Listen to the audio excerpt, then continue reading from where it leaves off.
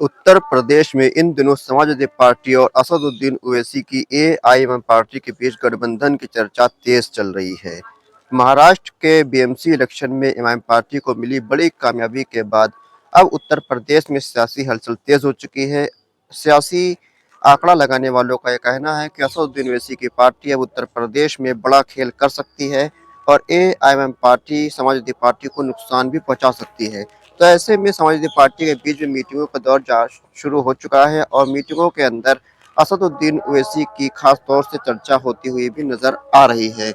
लेकिन जब समाजवादी पार्टी के नेताओं से मीडिया के लोगों ने सवाल किया कि असदुद्दीन ओवैसी की पार्टी एआईएमआईएम को क्या आप अपने गठबंधन में शामिल करेंगे, तो कुछ सीधा जवाब न देते हुए समाजवादी पार्टी के नेताओं ने कहा है कि चर्चा चल रही है।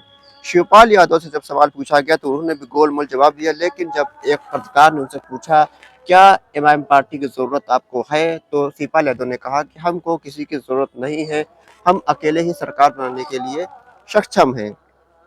अखिलेश यादव से भी सवाल पूछा गया असदुद्दीन ओवैसी की पार्टी के बारे में, तो उन्होंने भी कोई सीधा जवाब न देते हुए बल्कि मीडिया के लोगों को ही भाजपा का एजेंट बता दिया। लेकिन असदुद्दीन ओवैसी की पार्टी की जो लोकप्रियता है वो आए दिन बढ़ रही है। महाराष्ट्र में समाजवादी के गढ़ माने जाने वाले गोवंडी के अंदर असदुद्दीन ओवैसी ने समाजवादी पार्टी का पूरा सुपड़ा साफ कर दिया है और इमाम पार्टी के वहां पर काफी बड़ी तादाद में कॉर्पोरेटर्स जीत कर आए हैं। उत्तर प्रदेश में 2027 में विधानसभा का चुनाव है और असदुद्दीन ओवैसी की पार्टी ने चुनाव लड़ने का ऐलान भी किया हुआ है।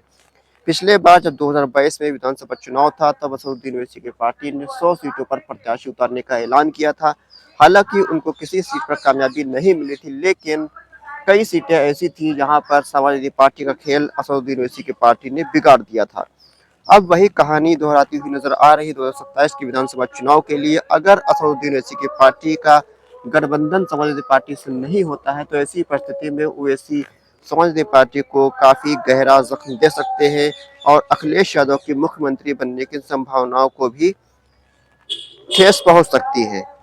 अखिलेश यादव 2017 से सत्ता से दूर है, अब वो किसी भी तरीके से सत्ता में आना चाह रहे हैं, लेकिन असदुद्दीन ओवैसी के नाम पे उनकी बड़ी चुनौती है। और वहीं चर्चा चल रही है कि अगर समाजवादी पार्टी असदुद्दीन ओवैसी की पार्टी को गठबंधन में शामिल नहीं करती है तो इमाम पार्टी बाकी विकल्पों पर भी जोर देगी, जैसे कि बहुजन समाज पार्टी उसकी पहली प्राथमिकता है। अगर वहां से भी काम नहीं बनता है तो चंद्रशेखर आजाद रावण की पार्टी के साथ मिलकर तीसरा मोर्चा बनाकर इमाम पार्टी उत्तर प्रदेश के विधानसभा चुनाव में उतर सकती है और तमाम सियासी समीकरणों को बिगाड़ने का दमखम रखती है। अब 2027 का चुनाव जब आएगा उस वक्त देखा जाएगा कि असदुद्दीन ओवैसी की पार्टी का किसके साथ गठबंधन होता है और किस पार्टी के इमाम पार्टी की वजह से नुकसान होता है और किस पार्टी को इमाम पार्टी की वजह से फायदा होता है। अपनी राय कमेंट बॉक्स में लिखकर हमको जरूर बताएं। खुदा हाफिज।